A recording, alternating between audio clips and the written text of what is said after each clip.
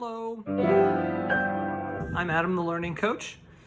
Last night I attended a jazz jam session, and I don't go to those very often because I find them very difficult, but a friend of mine was going, and I thought I'd go too. I've played enough of them that I really shouldn't be nervous about them, but I always am. And when it came time for me to go up on stage, I went up, didn't run away from it, and I played a tune. And I thought it was the worst playing I'd done in years. I really felt like I couldn't connect with the band.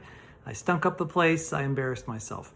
Everybody clapped like crazy. The leader of the jam session said, "Yeah," and I got off there and I kind of retreated into a chair.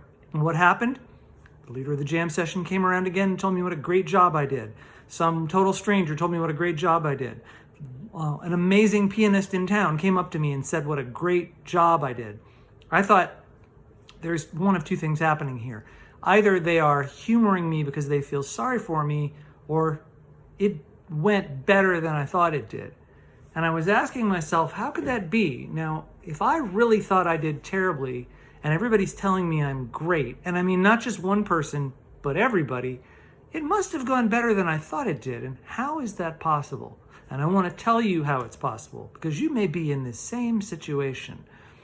First of all, I did, except for my playing, I did everything right. I introduced myself to the bass player before I sat down. I knew the tune I was going to play. I listened and looked at the bass player and the drummer while I was playing. I was up and energized. I had a kind of an arrangement, and I played a little of that arrangement under the head. And, I ended with a smile, and I left the stage very positive. So all of these things are things you should do. You should exude confidence, and you should never give up the fight until it's apparent to you that no one is speaking to you. And then you'll know that maybe something's wrong. And then maybe nothing is wrong. But still, now, I am no idiot. And I know that I certainly did not play the way I wanted to play. And herein lies the biggest lesson. The same friend that told me about the session told me that we don't need to control the outcome of everything that happens to us. I did not try to control the outcome in that situation. Well, maybe I tried, but I wasn't successful. But the point is that the fact that I couldn't control the outcome didn't prevent me from going up there. And I had one experience, but everybody else had a different experience. And that's the important thing. The experience everybody else had that I couldn't control. I couldn't really control whether they liked me. I could only get things in this situation that would maximize the possibility that they might like me. And that's what happened. Jazz is like that. Life is like that. If I have a failing after all the many, many things I do, it's that with all the many, many things I do, I have always tried to control the outcome. Hey, I wrote a book. It needs to make $1 million. Hey, I'm going up to play jazz. I need to be the best musician in the room. Well, these things are not in our control.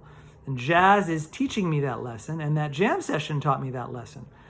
That you set the parameters, you prepare as well as you can, and then you have to just go with it. If you try to control the outcome, you will ruin the outcome.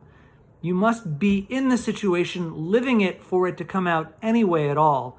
And if you're trying to steer the whole thing, all you're going to do is stop it in its tracks.